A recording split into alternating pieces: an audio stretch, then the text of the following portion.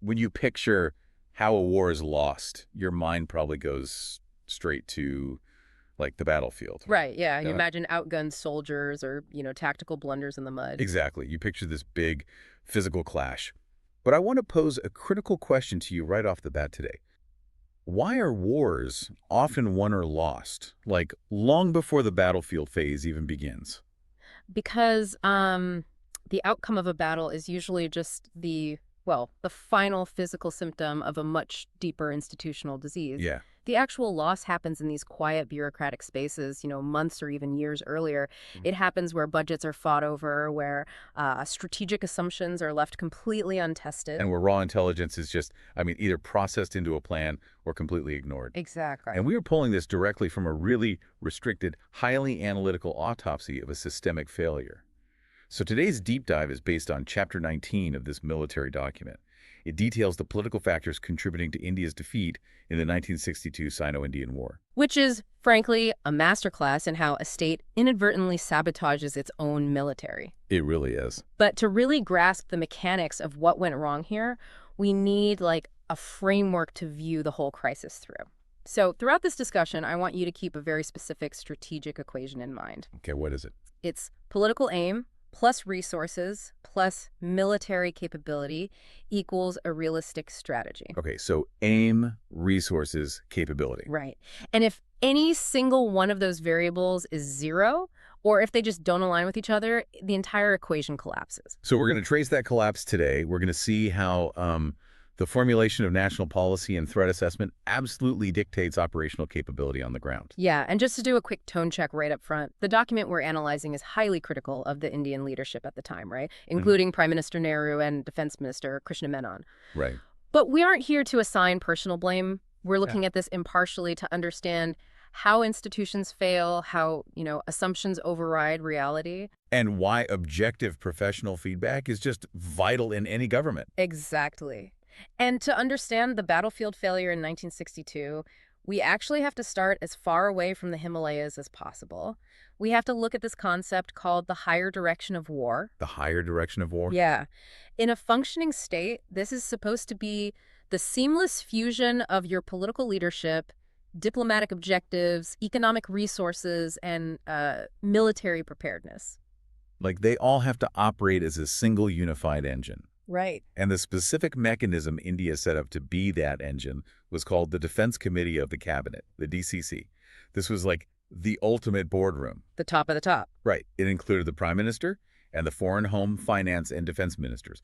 Their explicit job was to assess threats to the nation and figure out how to meet them. And, on paper, it's a perfectly designed system. The cabinet is the only level where all elements of national power actually converge. But the text points out a fatal flaw in how it operated. Right. You had irreconcilable differences within the cabinet itself, specifically a massive ongoing clash between the finance minister, Morarji Desai, and the defense minister, Krishna Menon. Okay, let's unpack this, because I'm stuck on something here. How does a disagreement between two ministers paralyze an entire national defense apparatus? Doesn't the system have, like, a way to break that tie? It does, and that's the prime minister's job. But let's look at the mechanics of the deadlock, right? The defense minister needs funds to prepare the military, specifically foreign exchange, which is, critical for a developing nation to buy modern weapons and gear from abroad. Right, you can't just make it all at home yet. Exactly. But the finance minister, who's totally focused on the economy, controls that purse string and just refuses to release the funds. And Prime Minister Nehru essentially avoids the unpleasant choice of intervening and forcing a resolution. Wow. So by not making a choice, he's actually making, like, the most destructive choice possible. Yeah. The military is literally being starved of funds. It is. And the inescapable deduction from the document is that because the deadlock was never resolved, the DCC effectively stopped monitoring defense preparations entirely. They just stopped. They just stopped. The government was operating without a clear national security policy. The big lesson here is that systems matter far more than individual brilliance. Without a harmonious fusion of civil and military thinking, your coordination of national power just collapses. Man, because Nehru and Menon were so bogged down in their own financial deadlock and internal politics, they completely insulated themselves from the reality on the border. Yeah. And reality was sending them blaring red warning signals. which leads us straight into this massive failure of threat perception. The indicator chain laid out in the text is just staggering. It wasn't a sudden surprise attack at all. It was this cascading series of physical and diplomatic warnings about China's intentions that unfolded over a decade. Let's walk through that timeline because it really highlights the blindness. First, in 1950, China occupies Tibet. The source notes, this was the first clear indicator of an expansionist policy, basically removing the traditional buffer zone between India and China. Which is a huge red flag. Next, you start getting border disagreements.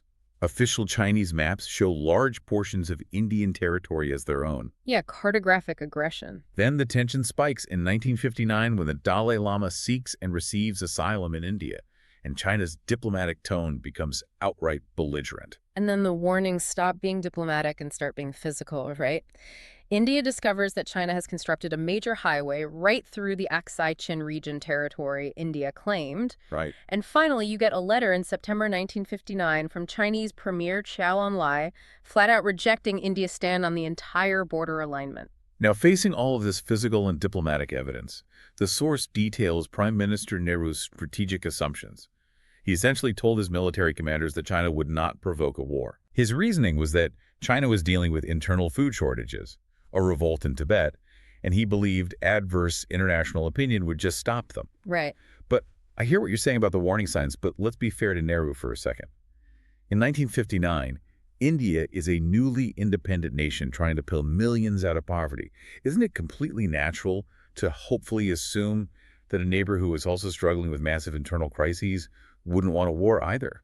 Why is that such a crazy assumption? What's fascinating here is it's a completely understandable assumption politically and economically. Right. But in national security, there is a fundamental law. You must distinguish between assessing an enemy's capability and assessing their intention. Capability versus intention. Exactly. It's natural to hope a neighbor won't attack because it seems irrational. But hope is not a strategy. The ultimate lesson the document drives home is that strategic assumptions, like assuming they're too busy with food shortages to fight, can never replace hard, objective intelligence assessments. You can't just guess what they want to do. No. You do not deploy your military based on what you guess the enemy wants to do. You prepare based on what the enemy is physically capable of doing. And because Nehru's assumption that China simply wouldn't attack became the accepted reality, it birthed a shockingly dangerous strategy on the ground. It did. And this became known as the forward policy. The forward policy is the textbook example of what happens when political optics completely ignore logistical realities. Yeah. The political objective was to assert India's presence. The government wanted to show the public and the Chinese that they weren't backing down from the disputed borders. So to achieve this, the government ordered the military to establish a series of isolated outposts all along the border. But they did this without providing any tactical or administrative backing. Not at all. They just dropped small packets of soldiers into the high Himalayas. Here's where it gets really interesting. It's like extending your fragile supply lines in a complex board game without placing any defensive pieces behind them. That's a great analogy. You're solely relying on the hope that your opponent just won't notice your vulnerability. And that is the exact mechanical failure. Let's look at the chain of events. You have a political objective to assert presence that dictates a forward deployment. Right. But because of the terrain and lack of roads, that deployment suffers from massive logistic weakness. And that directly results in operational vulnerability. Yeah. These troops were left, as the text explicitly notes, entirely at the mercy of the Chinese. And what makes this so tragic is that the professional military leadership actually saw this disaster coming. General Tamaya, the army chief at the time, actively resisted these political pressures. He did. The text mentions a specific document called the Thorat Plan, drafted by another senior officer. And the Thorat Plan was a masterclass in operational foresight. It was a realistic defensive strategy based entirely on terrain logic. Terrain logic. Yeah, like in mountain warfare, you don't string your troops out in isolated, unsupportable valleys right on the border. You pull them back to defensible geographic choke points. Ah. Places where your supply lines are short and secure, and the enemy supply lines are overextended. That is defense in depth. But the text notes that the Thorat Plan was never even shown to the Prime Minister. Because the institutional system had broken down. After Tamaya and Thorat retired, the political leadership actively avoided contrary advice. They just wanted yes men. Exactly. They wanted compliant leadership. Officers like General Call, who the text notes completely lacked the professional experience for his command, actively supported the politically popular but militarily suicidal forward policy. Well, And Thapar, the next chief of army staff, he had reservations, but he acquiesced to the political pressure. so you have a fragile, overextended supply line. But it gets worse because they were plugging it in completely blind. The intelligence failures highlighted in this document are staggering. There are three massive blind spots that showcase a complete collapse in intelligence collection and assessment. First, that Aksai Chin Road linking Xinjiang to Tibet. It took almost 3 years after construction began for India to even realize it was there. 3 years. Yeah. The Chinese built a major infrastructure project in disputed territory, and the Indian government had absolutely no idea. And it wasn't discovered by an intelligence agency. It was literally stumbled upon by lost military patrols. That is insane. And the second blind spot directly impacts the forward policy, right? These isolated posts were planned and ordered without any intelligence on the massive Chinese troop concentrations gathering right across the ridges from them. None. And the third blind spot is perhaps the most damning because it shows a failure to understand the fundamental mechanics of war. Okay. The massive Chinese divisions in regions like Nifa and Ladakh were only realized at the contact stage of the battle. To understand why that's absurd, you have to understand a concept called a stalking season. All right, a stalking season isn't just military jargon, it's a brutal logistical reality in the Himalayas. Exactly. In high-altitude terrain, you only get a few months a year where the mountain passes are clear of snow. That is your stalking season. Just a tiny window. Yeah, during those brief windows, you have to physically move thousands of tons of food, winter fuel, ammunition, medical supplies across the mountains to sustain an army for the rest of the year. Right. The text points out that to build up the logistical wherewithal that the Chinese had, it would have taken them at least 3 full stalking seasons. Meaning the Chinese were moving thousands of trucks, building camps, and preparing for a massive war for over a year, and the Indian intelligence apparatus completely missed the physical evidence of it. Completely missed it. But wait, the document mentions that eventually the forward troops did see these massive enemy concentrations and reported them back. How does a government simply disbelieve the panicked reports of its own forward troops? Because of how the human brain processes reality when it's constrained by an institutional mandate. What do you mean? Well, the functional model of intelligence is raw information flows in. It gets analyzed and processed into intelligence, and that intelligence drives a decision. Information, intelligence, decision. Right. But what happens if the highest levels of government have already made their decision beforehand? Nehru firmly believed there would be no war. So when the forward troops sent raw information about Chinese buildup, the leadership rejected it because it contradicted their established reality. It is the ultimate fatal form of confirmation bias. Information was never allowed to become intelligence. Exactly. And that confirmation bias leads us directly to the climax of this institutional failure. The ultimate tragic collision of political optics and military reality happened at a place called Thagla Ridge. Right.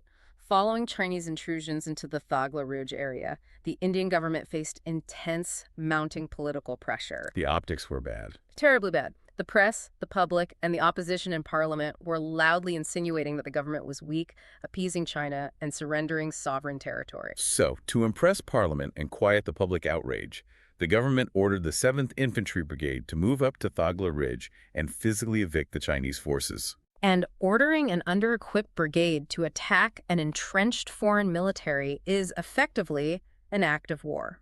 Yeah, it's not a small thing. No. In any functioning democracy, you would expect a decision of that magnitude to be debated heavily by the cabinet, fully assessed by the military chiefs, and signed by the prime minister. But the document exposes the absolute absurdity of the institutional process here. The decision to attack was aggressively pushed by the defense minister, Krishna Menon. Yeah. And when the military commanders demanded the orders in writing because they knew it was suicidal, the order wasn't signed by the prime minister. It wasn't signed by the defense minister. It was signed by a lowly undersecretary in the Ministry of Defense. It is a breathtaking abdication of responsibility. And the operational reality for the 7th Infantry Brigade was a nightmare. Let's look at what they were actually asked to do. Okay, the entire Indian Army at the time only had about 7 divisions. They were organized, structured, and equipped almost entirely for plains warfare. which means you have troops wearing thin cottony uniforms meant for the sweltering Indian plains. Yeah. They are carrying heavy, bolt-action Lee-Enfield rifles from World War II. Yeah. They have no cold weather gear, no acclimatization to the altitude, and practically no artillery support. And they are being marched up to 14,000 feet in freezing temperatures. Facing an enemy that was deeply entrenched, acclimatized to the altitude, heavily supplied by those 3 stalking seasons, and specifically primed and armed for mountain warfare. It's just a recipe for disaster. Evicting the Chinese was tactically impossible. And the outcome was a slaughter. The 7th Infantry Brigade was entirely wiped out at the Nongqawchu River. Yeah. And strategically, that desperate, politically motivated eviction order handed China the exact excuse they were waiting for to launch a massive, full-scale invasion across the entire border. It proves the hardest lesson of the document. Military tasks require realistic resources. Your political objectives must always match your physical military capability. Which brings us full circle to the equation we started with. Political aim plus resources plus military capability equals a realistic strategy. Right. At Thagla Ridge, the political aim was incredibly high. The resources allocated were essentially zero. And the military capability was completely mismatched to the terrain and the enemy. The result was inevitable. And to really drive this home, the text implicitly contrasts the disaster at Thagla Ridge with other battles during the same war, like at Shushul or Razangla. Yeah, that's a crucial point. In those locations, Indian commanders had actually prepared defensive positions, dug in, and used the terrain logically, somewhat closer to what the Thorat plan had recommended. Exactly. And in those places, they fought ferociously and inflicted heavy casualties on the Chinese. It proves that the soldiers didn't fail. The system failed them. Exactly. Wars are rarely lost simply because soldiers are outfought. They are lost by broken civil military decision systems. They are lost when leaders refuse to integrate planning across departments. And most importantly, they are lost due to the fatal refusal of political leaders to accept hard, uncomfortable professional feedback. So stepping back from 1962, what is the core takeaway for you, the listener, today? What does this all mean? Well, if we connect this to the bigger picture, Okay. the broader lesson here is the national power framework. Okay. How's that? A nation's strength is a composite. Diplomacy, military capability, a strong economy, technology, and robust intelligence. They all have to be developed simultaneously. I can't just pick one. No. In its early years, India focused heavily on diplomacy and economic development, which is understandable, but they completely starved the military and intelligence sectors. If you neglect one pillar, the entire structure eventually collapses under pressure. And taking this out of the realm of military history and bringing it right into your own life, your business, or your organization, this document is a terrifying warning about confirmation bias. Ignoring uncomfortable data just to maintain a pleasant assumption is a recipe for disaster. If your forward troops, whether that's your sales team, your engineers on the factory floor, or your own gut instinct, are telling you there is a mountain of a problem ahead, you cannot afford to ignore them just because it ruins your quarterly strategy. Exactly. And I want to leave you with a final thought to mull over. We've been dissecting a systemic failure from 1962, right? Okay. An era of slow communications, delayed intelligence, and a relatively localized press. Right. But look at the modern world today. We live in an environment defined by a 247 media cycle, instant social media outrage, and relentless immediate political pressure. It's a pressure cooker. It is. So looking at that reality, how vulnerable are today's democratic systems to making the exact same mistake? How often does the political need to look strong on television today override the logistical reality of actually being prepared? Man, it's a sobering question. Because as the 1962 war tragically proved, when you prioritize the optics of the boardroom over the harsh realities of the ground, the war is already lost before the first shot is even fired.